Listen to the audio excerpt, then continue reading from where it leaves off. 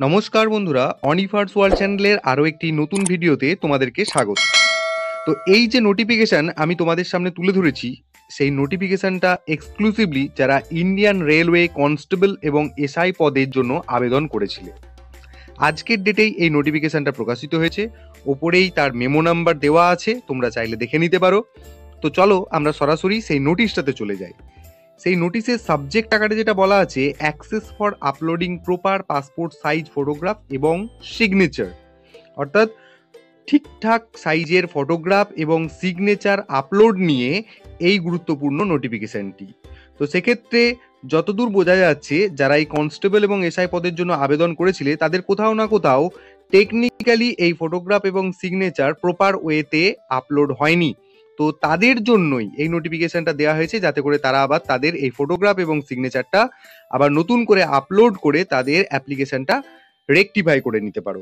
তো তার জন্য এখানে কতগুলি পয়েন্ট আলোচনা করা হয়েছে। সবার প্রথম 1 নম্বর পয়েন্টে যেটা বলা হয়েছে, the photo or signature of a few applicants against memo number sub inspector executive and memo number constable executive is not as per standard. অর্থাৎ রেলওয়ে রিক্রুটমেন্ট বোর্ড দ্বারা যে টাইপ বা যে স্ট্যান্ডার্ডের ফটোগ্রাফ এবং সিগনেচার আপলোড করতে বলা হয়েছিল, সেক্ষেত্রে কোথাও না কোথাও কোনো ফল্ট ক্যান্ডিডেটের দ্বারা হয়েছে, যেক্ষেত্রে তাদেরকে আবার নতুন করে সেই ফটো এবং সিগনেচার আপলোড করার জন্য বলা হচ্ছে।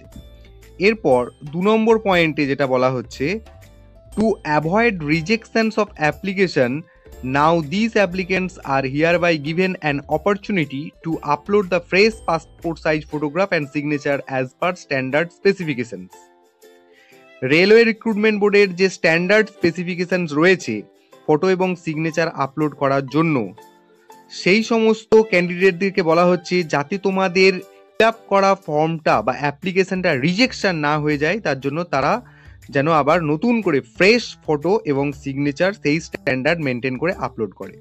3 নম্বরে বলা হয়েছে, the email or SMS will be send to all applicants on registered email ID or mobile number. যাদের যাদের এই প্রবলেমগুলি হয়েছে, সবার ক্ষেত্রে নয়, তাদের সবাইকে ইমেল অথবা SMS মারফত এই নোটিফিকেশনটার বিষয়ে জানানো হবে। 4 নম্বরে বলা হয়েছে, the applicants need to log in at the website www.rrbapply.government.in with their user credentials through website of RRB. After successful login, a link will be available to upload photograph and signature.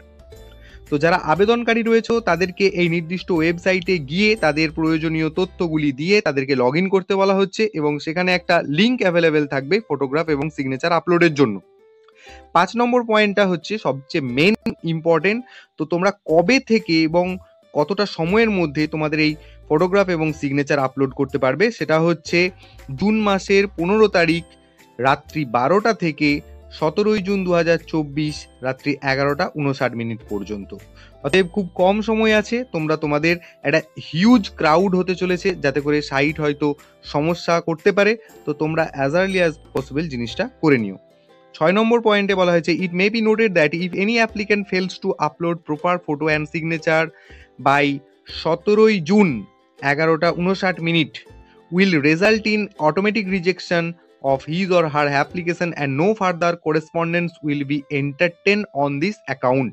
অর্থাৎ তোমরা ক্যান্ডিডেটরা যাদের এই ধরনের problem হয়েছে, তারা 17 June রাত্রি 11:59 মধ্যে positively তোমরা তোমাদের এই আপলোডটা করে নেবে।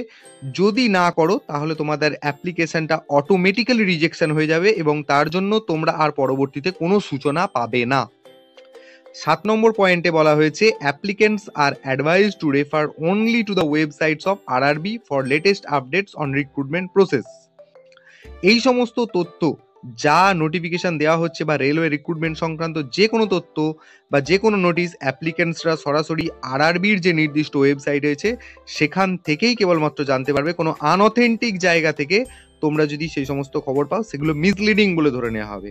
আর এছাড়াও যদি তোমাদের আরও এক্সট্রা কোনো সমস্যা থেকে থাকে, এখানে 2টো ফোন নাম্বার দেওয়া হয়েছে এবং তার সাথে একটা ইমেল আইডি দেওয়া হয়েছে, যেটাতে তোমরা সকাল 10টা থেকে বিকেল 5টার মধ্যে তোমরা তোমাদের প্রশ্ন বা তোমাদের যা জানার ইচ্ছা সেখান থেকে জেনে নিতে পারবে এবং সমস্ত ধরনের সাহায্য পেয়ে যাবে। তো তো এই ছিল তোমাদের জন্য গুরুত্বপূর্ণ নোটিফিকেশন।